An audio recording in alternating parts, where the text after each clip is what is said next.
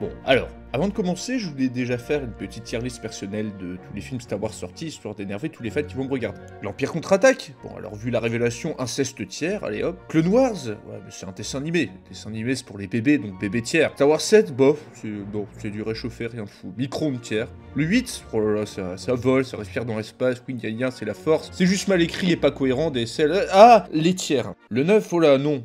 Non mais là, non. Non, mais qu'est-ce que c'est que ce truc? Non, c'est juste fainéant, flemme tiers. C'est vraiment dégradé depuis Disney, quoi, dis donc, quoi. C'est quoi les Star Wars des années 2000 déjà Oh, Non, oh non, Missa reste. Missa, nommé Jar Missa, Jar. Missa qu'il est facétieux. Oh, sacré Jar Jar. Oh, il n'en manque pas une, décidément. S-tier, meilleur Star Wars. Bonjour à tous chers abonnés et spectateurs, aujourd'hui un épisode un peu spécial car après Game of Thrones, Harry Potter et le Seigneur des Anneaux, nous allons cette fois-ci faire une histoire alternative dans l'univers de Star Wars. Et si l'Ordre 66 avait échoué? L'Ordre 66, une commande donnée dans le film La Revanche des Sith, le troisième, enfin pas le troisième, pas dans l'ordre, mais enfin bref, le troisième de la seconde trilogie, par le chancelier Palpatine aux clones de la République afin de tuer tous les Jedi de la galaxie. Un ordre exécuté tambour battant par 3 millions de clones, en plein milieu d'une guerre civile entre la République et les droïdes de la faction séparatiste. Dans une scène déchirante, les occupants du temple de Coruscant vont être massacrés par la 501e Légion, menée par Anakin, qui passait du côté obscur de la Force est devenu Dark Vador. Un massacre à l'échelle galactique qui ne va laisser que 200 Jedi survivants sur un ordre qui en comptait auparavant environ 10 000, chevaliers et padawan inclus. Les survivants disparaîtront les uns après les autres dans les années qui suivent, alors que l'Empire installe une dictature impitoyable dans la galaxie et envoie ses troupes d'élite, ainsi que Dark Vador, traquer les Jedi restants. L'Ordre 66 a donc mis fin au règne des Jedi, mais aussi à la République, mettant en marche les éléments qui aboutiront aux événements du film Un Nouvel Espoir. Mais saviez-vous que ce coup d'état sanglant a réussi uniquement grâce à une puce? Une puce présente dans le cerveau de tous les clones depuis leur conception sur la planète Kamino, qui les force à obéir à cet ordre en particulier quoi qu'il arrive. Impossible donc pour ces braves soldats de refuser quoi que ce soit au terrible Palpatine. Mais que se serait-il passé si ces puces n'avaient pas fonctionné? Que se serait-il passé si les clones avaient tout de même reçu l'ordre 66, mais sans que la puce ne les oblige à le réaliser? Que se serait-il passé si les clones avaient dû utiliser leur libre arbitre afin de déterminer si oui ou non cet ordre devait être appliqué? Et sans perdre plus de temps, on va voir ensemble quelles auraient été les conséquences de ce scénario sur l'univers de Star Wars. Un scénario qui va plonger la République dans une violente guerre dont personne ne ressortira indemne. Sur ce, générique.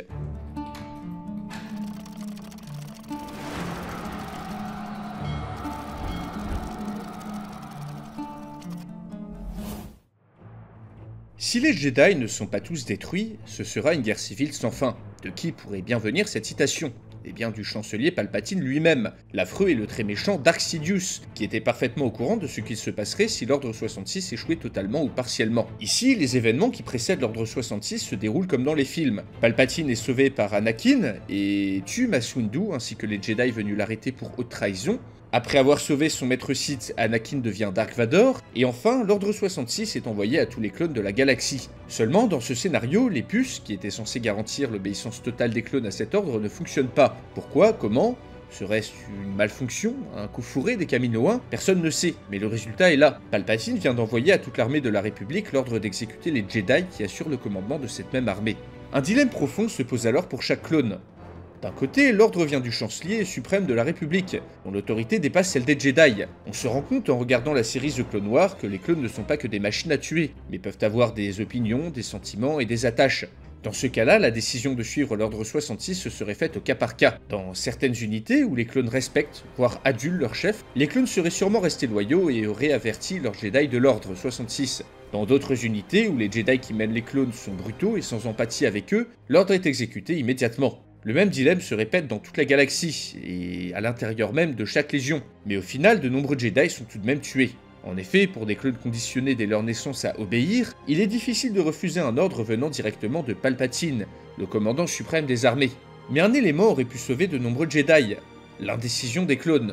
Si l'ordre 66 doit être pesé et mesuré par les clones avant d'être exécuté, et non pas exécuté automatiquement, sous l'influence de la puce, cette hésitation est ressentie par les Jedi, grâce à leur perception de la force. Beaucoup d'entre eux ne sont donc pas pris par surprise, ce qui leur permet de s'échapper. Dans ce scénario donc, Plusieurs milliers de Jedi sont tués par les clones loyalistes à Palpatine, plusieurs milliers réussissent à s'échapper en profitant de l'indécision des clones, voire de leur complicité, tandis que le reste voit les unités de clones qu'ils commandent leur rester loyales. Même si la majorité des forces armées de la République s'alignent avec Palpatine, plusieurs milliers de Jedi, parfois accompagnés de leurs unités de clones, survivent. Obi-Wan par exemple n'est pas trahi par le commandant Cody, car les deux hommes ont un profond respect l'un envers l'autre. Sur de nombreuses planètes, juste après l'Ordre 66, des batailles intenses opposent clones loyalistes à clones pro-Jedi, sous les yeux médusés des droïdes qui se demandent bien pourquoi leur ennemi se tape dessus entre eux. Sur Coruscant, Palpatine apprend vite que l'Ordre 66 a bel et bien échoué. Malgré le carnage dans les rangs de l'Ordre, des milliers de Jedi ont survécu, et l'effet de surprise a maintenant complètement disparu. Mais grâce au massacre du Temple Jedi, la planète Coruscant reste sous le contrôle du chancelier suprême. Dans ce scénario, Palpatine, inquiet de la menace que représentent tous les Jedi restants, décide de garder Dark Vador près de lui, et ne l'envoie donc pas sur la planète Mustafar afin de tuer les leaders séparatistes, car le risque de le perdre est beaucoup trop grand. Ici donc, la faction séparatiste et ses armées de droïdes continuent d'être actives à grande échelle. Anakin ne combat jamais Obi-Wan, il n'est pas mutilé et n'a donc pas apporté sa célèbre armure. Sans ses horribles blessures, sans ce casque et cet appareillage mécanique, Dark Vador, l'élu, dispose d'un potentiel de puissance bien supérieur à ce qu'il possède dans les films. Mais le temps presse, car des Jedi commencent déjà à organiser la résistance face à la menace qui les guette. Devant l'urgence, le chancelier décide de prendre les devants. Contrôlant déjà toutes les instances de la République grâce à ses pouvoirs de persuasion, il va rendre publique l'agression de Mace Windu à son encontre et déclarer l'ordre Jedi illégal au Sénat. Malgré sa position délicate, Palpatine n'a pas d'autre choix que de proclamer l'Empire. Ici, de nombreux systèmes sont toujours contrôlés par les Jedi et les troupes qui leur sont restées fidèles, tandis que les séparatistes n'ont toujours pas baissé les armes. Une guerre civile dans la guerre civile se déclenche alors. Donc vous allez me dire, les Jedi sont les gentils, non? Donc forcément, toute la population se rallierait directement à eux et ils gagneraient très vite. Sauf que non, dans la mythologie Star Wars, la grande majorité des habitants de la galaxie n'ont déjà jamais vu un Jedi de leur vie. Même au sommet de leur puissance, on parle d'eux au mieux comme des guerriers semi-légendaires, en général comme une secte bizarre de moines guerriers qui commandent les armées de la République, et au pire, comme une organisation avide de pouvoir qui veut soumettre la galaxie à leur joug. De plus, Palpatine a gardé les apparences de la neutralité. De nombreux civils croient donc fermement que les Jedi sont des traîtres qui ont essayé de renverser le pouvoir légitime. Dark Vador aurait d'ailleurs sûrement été toujours appelé Général Anakin en public, car ne disposant pas déjà de sa nouvelle armure, alors que son image de héros de guerre et de sauveur de l'empereur lui aurait valu l'admiration et l'obéissance d'une bonne partie de la galaxie. Malgré l'échec de l'Ordre 66, la plus grande partie des Jedi doivent donc rejoindre rapidement des systèmes qui leur sont loyaux, des planètes comme Kashyyyk, Naboo ou d'autres mondes tenus par des clones ou des factions pro-Jedi. Des systèmes qui se trouvent pour la plupart sur la ligne de front avec les séparatistes, c'est-à-dire dans les cercles extérieurs de la galaxie. Les mondes les plus peuplés, les plus riches, les plus développés, qui se trouvent plus près du cœur de la galaxie, seraient vite tombés sous le contrôle des troupes loyalistes à Palpatine. Très vite, Dark Vador aurait été envoyé traquer les foyers de résistance dans les mondes du premier et du second cercle. Mais malgré ses pouvoirs immenses, Dark Vador serait très vite tombé sur un os, cet os étant la résistance organisée que lui auraient opposé les Jedi restants, et surtout les membres du Haut Conseil Jedi, qui ne sont pas tous morts dans ce scénario. Ki-Adi-Mundi, Plo Koon, Obi-Wan ou Yoda partent confronter Dark Vador sur différents mondes avec les troupes qui leur sont fidèles, et ce sur plusieurs planètes clés, dont en tout premier lieu Kamino, la planète océan où sont fabriqués les soldats clones. Dans cette guerre civile, le camp possédant le moyen de produire de nouveaux soldats aurait eu un avantage considérable. Dans ce scénario, une bataille gigantesque a lieu sur Kamino entre Dark Vador, accompagné d'un corps expéditionnaire, contre les forces loyales aux Jedi, menées par les grands maîtres du Haut Conseil. Seulement, Dark Vador n'est pas ici une machine asthmatique à moitié brûlée, mais bien la version sombre d'Anakin, possédant désormais des pouvoirs gigantesques.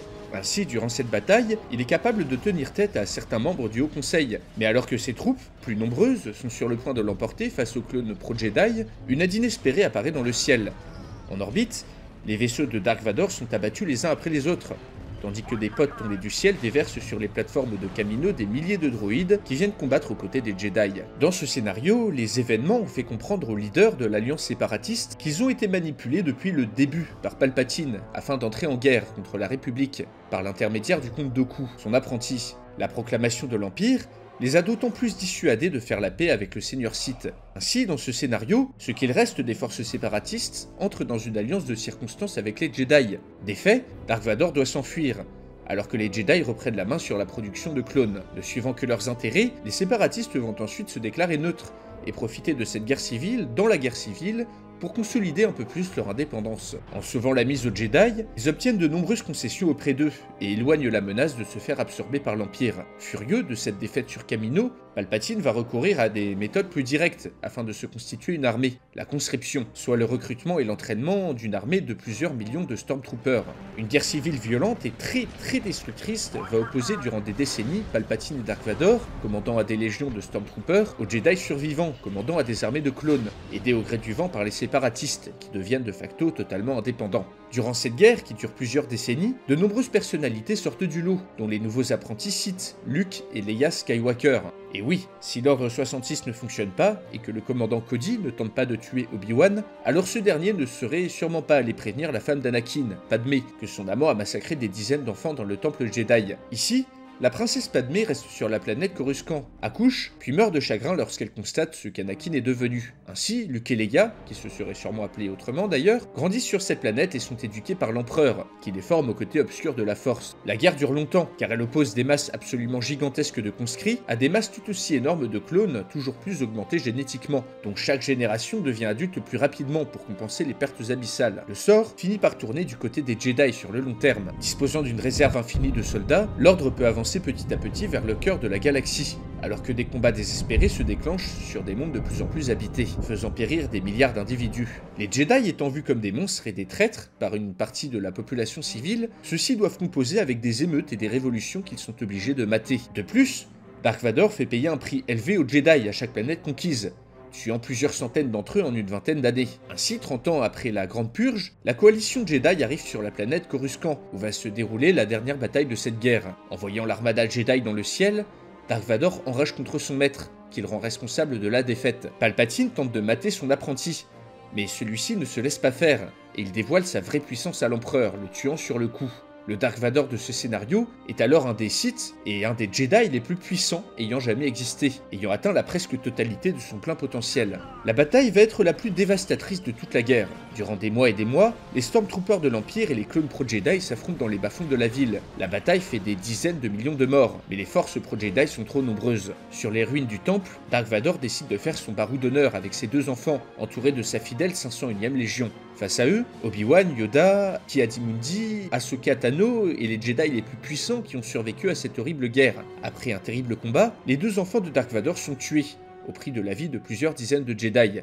De rage, se sachant perdu, Dark Vador va libérer une immense tempête de force qui dévaste tout à des kilomètres aux alentours, et tue plusieurs centaines de Jedi supplémentaires. Seuls Yoda et Obi-Wan disposent de la puissance pour y survivre. Après l'explosion, Dark Vador, vidé de son énergie, meurt aux côtés de ses enfants. La guerre civile se termine au prix d'un nombre de vies et de destructions considérables, bien plus que lors de toutes les guerres précédentes. Mais la fin de la guerre civile ne veut pas dire la fin des troubles, car les destructions ahurissantes de ce conflit auraient laissé de nombreuses rancœurs dans le cœur de la population.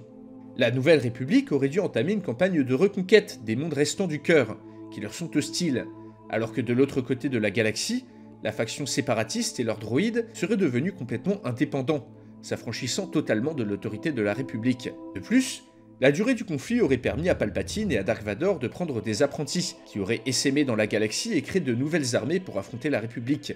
Ainsi, dans ce scénario, les Sith sont très loin d'être vaincus. L'ordre Jedi, toujours vu comme des traîtres par une bonne partie de la population, n'aurait pu rétablir la République qu'au prix d'une répression féroce, changeant à tout jamais la nature de l'ordre. Dans de nombreux systèmes toujours fidèles à l'Empereur, la résistance se prépare, alors que malgré la mort de Palpatine, malgré la mort de Dark Vador, la guerre civile continue. Et elle sera sans fin. On peut conclure qu'après tout, peut-être que la version des films est un peu meilleure. Sur ce, j'espère que vous avez apprécié cette vidéo, donc n'hésitez pas à vous abonner et à mettre un pouce bleu, à faire tout ça, vous connaissez. Je stream de temps à autre sur Twitch, si jamais vous voulez passer une tête et interagir avec moi en live, si ça vous fait plaisir, eh bien le lien est dans la description. Et sur ce, on se dit à la prochaine pour une nouvelle vidéo.